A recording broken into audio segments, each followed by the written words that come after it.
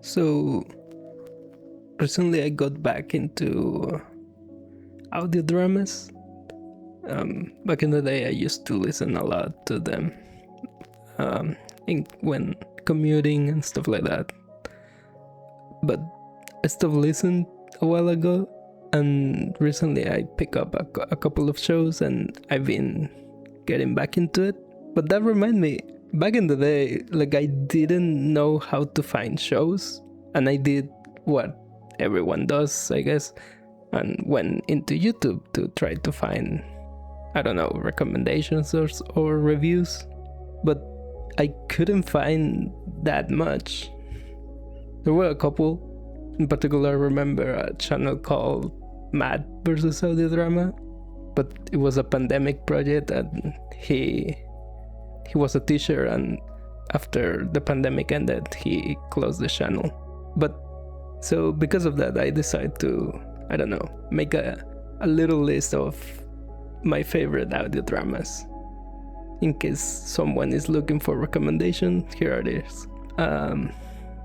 None of these shows are super obscure, I would say. Like, they are pretty commonly known as good shows, but that's the reason why they are my favorite, because I think they are great. So here's a little list of 4 shows that you could listen if you want to give audio dramas a try.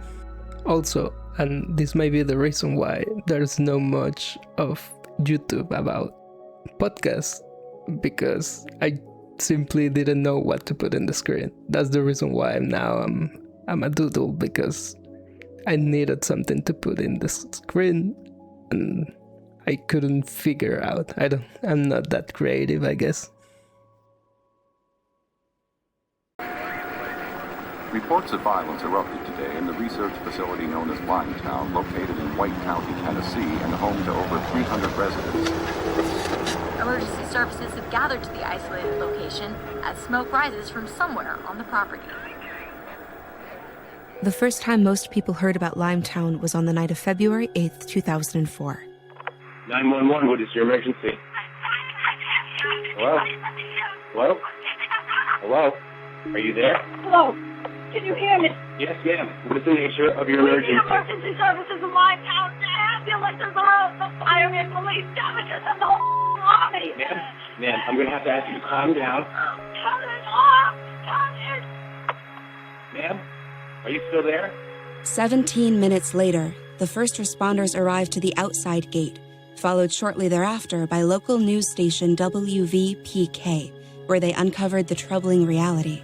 No one was allowed access into Limetown. Samantha, can you tell us what's going on?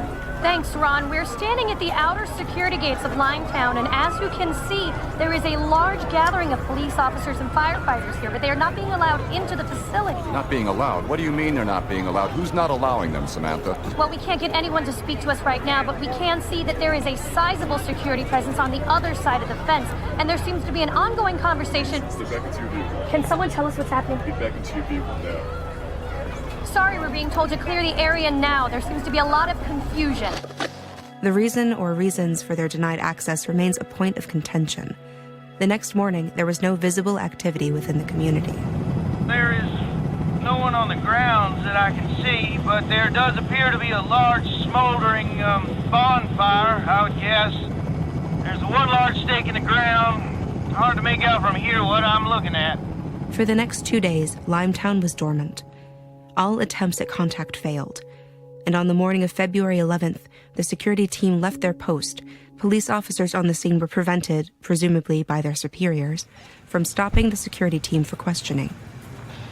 The security at the front gate is now driving away from the facility. Sir, can you tell me what is happening? The gate to Limetown was left open. What the world discovered was the complete disappearance of every man, woman, and child in Limetown. 327 people.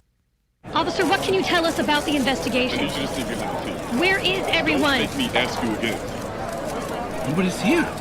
Nobody's here. What do you mean by that? Everybody's just gone.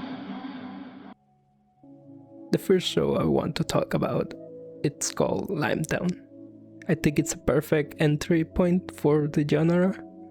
Simply because it's short, like it's 6 episodes, and it's also a great story and a great mystery in particular. So, what is Limetown about? It's about the town of Limetown, and which is a research facility and a town. Which one day there's a 9/11 call from it where something is happening, and then there's radio silence. After that, all secrecy.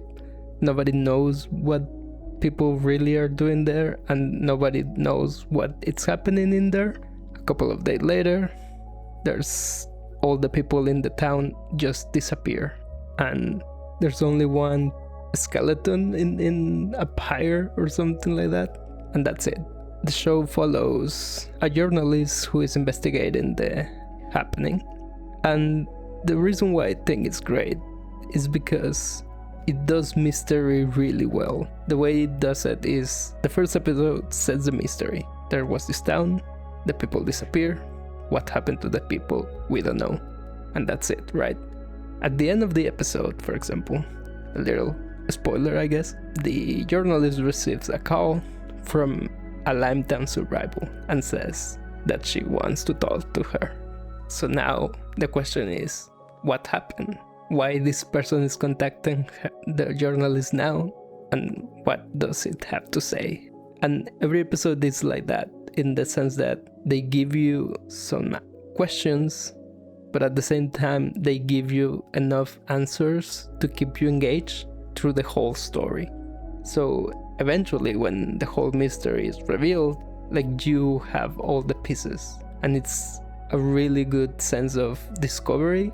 And like I say, it's really short, and I think despite being short, I think the show used its length really well. I will say there's a second season, but I will only recommend the first one. It strikes the perfect balance between a cliffhanger ending, but there's enough ambiguity that is satisfactory despite being open-ended, and I don't think the second season pays off anything, really. So it's fine to just listen to the first one. There's also a TV show, but it wasn't Facebook Live, so I don't know where you can see it now. But the TV show was also really good. But this is about the audio drama.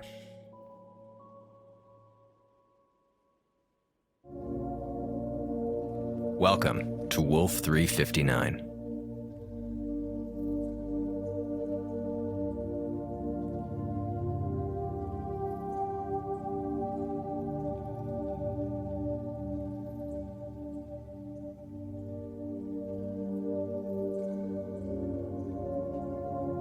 This is the audio log of Communications Officer Doug Eiffel. I am speaking from the comms room of the USS Hephaestus Station. Welcome to day 448 of our orbit around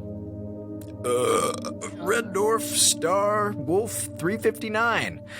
Today's weather report, pretty nominal. Surface temperatures averaging at about, a crisp 4,500 degrees Fahrenheit. Instruments are picking up less than 10% chance of stellar flares. Just another happy, sunny day out here, 7.5 light years away from Earth.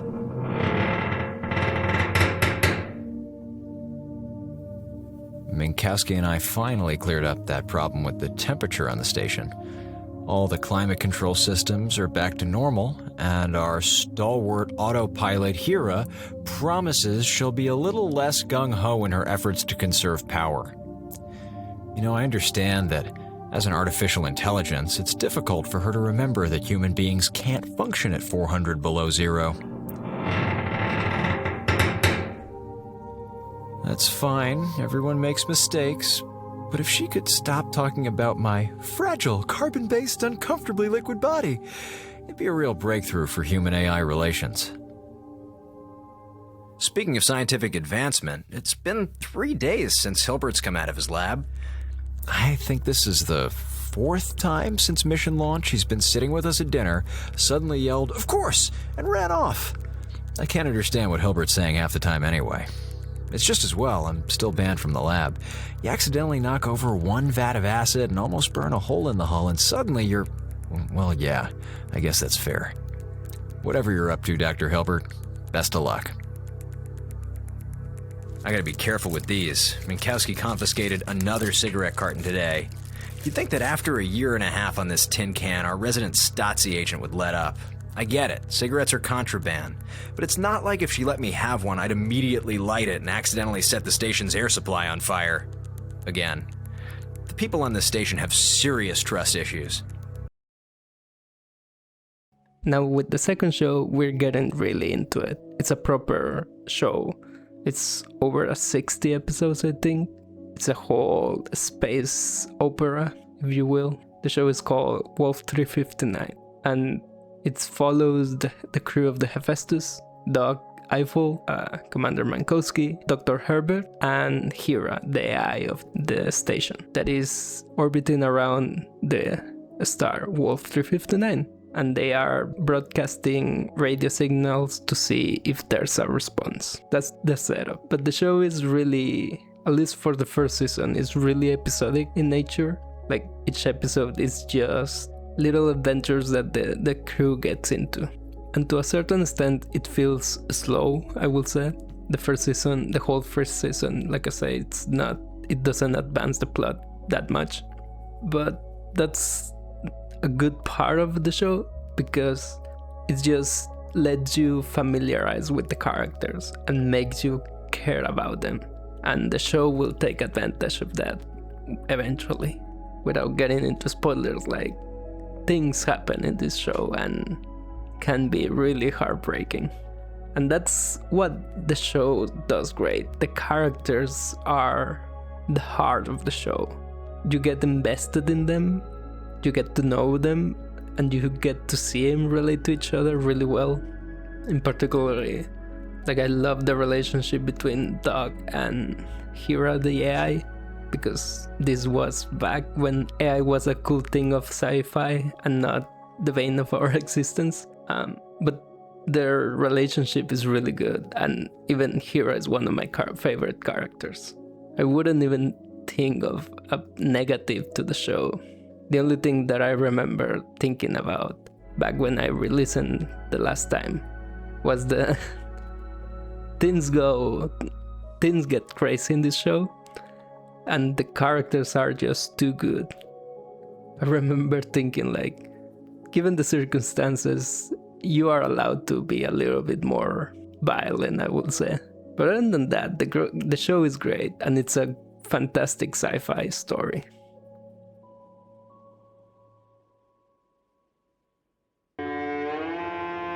Rusty Quill presents The Magnus Archives.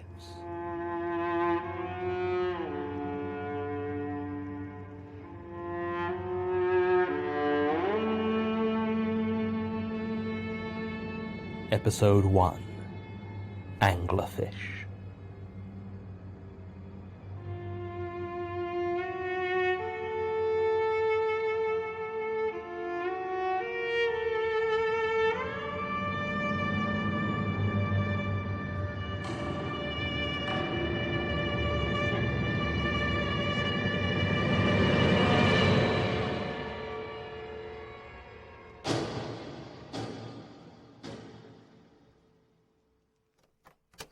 Test, test, test. 1, 2, 3. Right. My name is Jonathan Sims. I work for the Magnus Institute, London, an organization dedicated to academic research into the esoteric and the paranormal. The head of the institute, Mr. Elias Bouchard, has employed me to replace the previous head archivist, one Gertrude Robinson, who has recently passed away. I've been working as a researcher at the Institute for 4 years now, and I'm familiar with most of our more significant contracts and projects. Most reach dead ends, predictably enough, as incidents of the supernatural, such as they are, and I always emphasize there are very few genuine cases, tend to resist easy conclusions. When an investigation has gone as far as it can, it is transferred to the archives. Now, The Institute was founded in 1818, which means that the archive contains almost 200 years of case files at this point. Combine that with the fact that most of the Institute prefers the ivory tower of pure academia to the complicated work of dealing with statements or recent experiences, and you have the recipe for an impeccably organized library and an absolute mess of an archive. This isn't necessarily a problem. Modern filing and indexing systems are a real wonder, and all it would need is a half-decent archivist to keep it in order. Gertrude Robinson was apparently not that archivist. From where I am sitting, I can see thousands of files, many spread loosely around the place, others crushed into unmarked boxes. A few have dates on them, or helpful labels such as 86-91G/H. Not only that, but most of them appear to be handwritten or produced on a typewriter, with no accompanying digital or audio versions of any sort. In fact, I believe the first computer to ever enter this room is the laptop that I brought in today. More importantly, it seems as though little of the actual investigations have been stored in the archives, so the only thing in most of the files are the statements themselves. It is going to take me a long time to organize this mess. The last two shows have a little bit of horror, more of mystery to them, but this one is for the horror fans. It's called The Magnus Archives, and it's fucking great. And also it's really hard to talk about it without spoiling it, so a quick synopsis is it's an anthological horror where an archivist read the Magnus Archives, that are cases of paranormal activities that happen, and it's just that, a collection of a bunch of creepy stories. And if that piqued your interest, that's all that you need to know. It's a show about creepy little stories, that's it. But to tell you why the show is great, I need to give away a little bit of the twist of the show, so spoiler warning, I guess. The reason why I think the show is great is because the writing, it's so good at putting together all the pieces of the story. What that means is, the show is over 200 episodes, I think, and each episode, it's a standalone story for the most part. But as the show goes on, you start picking up characters that appear in different stories that are the same, or objects, or similar situations. And slowly the show goes and forms this universe with different characters and entities that are working to destroy the world. It's basically a Lovecraftian story. But besides that, of realizing that the stories are interconnected, you realize that the stories are happening in the world of the show. Eventually, it passes from being a single narrated story, it passes to be a full-on audio drama with sound effects and a cast. But like I said, like, the really cool thing that the show does is that everything that happens in it that is important, it will have an explanation by the end of the show. Sure, there's some stories that are just a creepy little thing, but eventually every important thing will fall into place and you will know why it happened the way it happened, or why this character did whatever they did. And that's really cool. Like, writing wise, that's really cool. I will say the ending is a little bit divisive. I'm of the opinion too that it wasn't that good, but I don't hate it, and the journey is worthwhile. So if you like horror, you should listen to the Magnus Archives. And also, there's a continuation. The Magnus Protocol is still going right now, so I don't know how that ends, but it's a good show so far.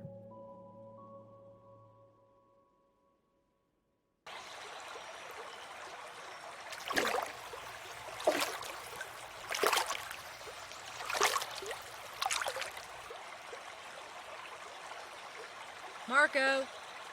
Polo. Marco. Polo. Marco.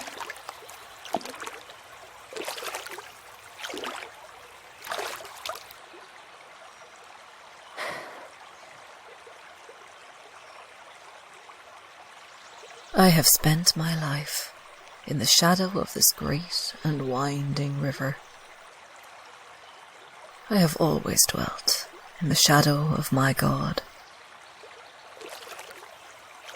Marco! Polo! My Nana Glass, who knew the straits and sacred tides of the lower delta better than any fisherman I ever met, would tell me that there were people who'd been born to the land, and there were people who'd been born to the water. And the people born to the land, who were grasping, controlling, clinging to life and wealth as a sapling clings to the dead soil. They would never understand what it meant to belong, as Nana and I did, body and spirit, to the water. Carpenter! Polo... Faulkner?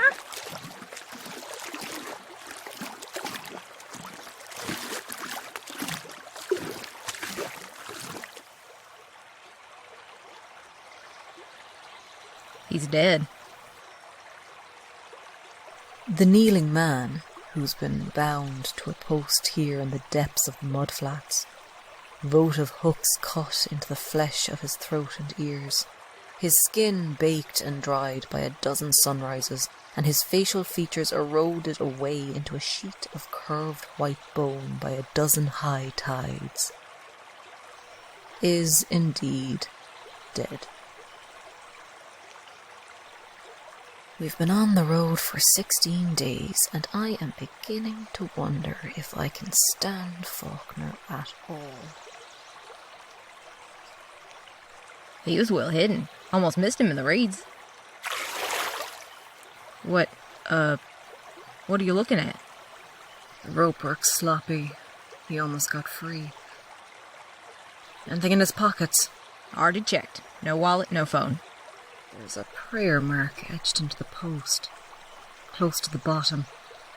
3 vertical lines, a crossed circle. I don't recognize that one. Me neither. Probably it's a regional sign of worship. Under the circumstances, an oblative mark. A sacrifice. Exactly. I shall praise him. Trawler man of tide and flesh, father in the water. You're the mouth devouring and the mouth returning. You stand tall at the high tide and crawl on your belly at the low tide. We, your chosen faithful, acknowledge your sign and await further revelations in patience and in grace. For we know that when the river rises and the flood comes... They never came here. I'm sorry? The birds got to his eyes. There's no bloating in the stomach. This was a natural death. Someone made a sacrifice, but the angels never came. Why not? Great are the trawler man's mysteries, Brother Faulkner. And greater still are the territories he has to cover. Come on, let's get back up on the road. See if we can find somewhere to stop for breakfast. Shouldn't we untie him? We can push the body out into the mud. Let the high tide carry him out into the river. He was an offering. It's only right to see that he's taken. Oh, if we push him out into the river, odds are good he'll end up washing up in some fishermen's pots further downstream. And then the police will get involved. If he stays where he is, it's more likely they'll never find him. And they'll never know we were here either. It's the least we can do for whoever made the sacrifice. We leave no trace that can't be swallowed up in white silt and black water. This last show is the most recent that I add to this little list of all-time favorites. And it's really, really interesting. It's called The Sealed Verses. It's another one that is more on the horror leaning, but I like it for other reasons. So what The Sealed Verses is about is it follows Faulkner and Carpenter, who are disciples of a god called the Trawler Man, and they are in a crusade to find a signal from their god that will give a miracle to their followers and win the war against the other gods, basically. So that's the plot, I guess. But the real meat of the show is discovering this world where gods exist and they all play by their own rules, but also they follow one, a big important one, and it's that every god must fit. This is a brutal world where people will kill in the name of their god, but also some gods are corporate and the government will kill to please them because they are the source of electricity or the army. It's such a bizarre world and it's so interesting to see, and that's great. Like, the world building of the show is really good, but what really made me fall in love genuinely with this show is I grew up as a Christian, but I no longer go to church or anything like that. And despite that, I still have a difficult relationship with religion, I will say. And the show, one of the characters, Carpenter, it portrays that. She is an old veteran of the church, that it's there more for routine than for belief. And through the show, she falls in and out of faith with her God. And the way they portray that, the complexity of and the changes that leads to, it's so realistic that it generally makes me feel emotional, I guess. But in general, like, the show portrays faith in a really interesting way, and in an earnest way, I will say. Like, it portrayed the good side but also the bad side, and it's really, really good. Like I said, like, seeing how this world works, it's really interesting. I will say, like, the metaphor of the gods it gets a little bit messy, because eventually it could be anything. Like, it's capitalism, but also religion itself, or nuclear powers, or war. So it does get messy eventually, but the story is really good, and see how characters change and relate to each other is really, really, really cool. Like, the writing in this show is amazing. So if you're interested in that, I assure you this story is worth experience. I will say, a warning, this show is grim. Like, it's grim and it's really violent. Like I said, one of the sayings of the world is every god must fit, and that means people will die in the name of a god, and the way they do can be a little bit too much. But if you're fine with that, give this show a try. It's amazing. The writing is so good, and it's such a good story.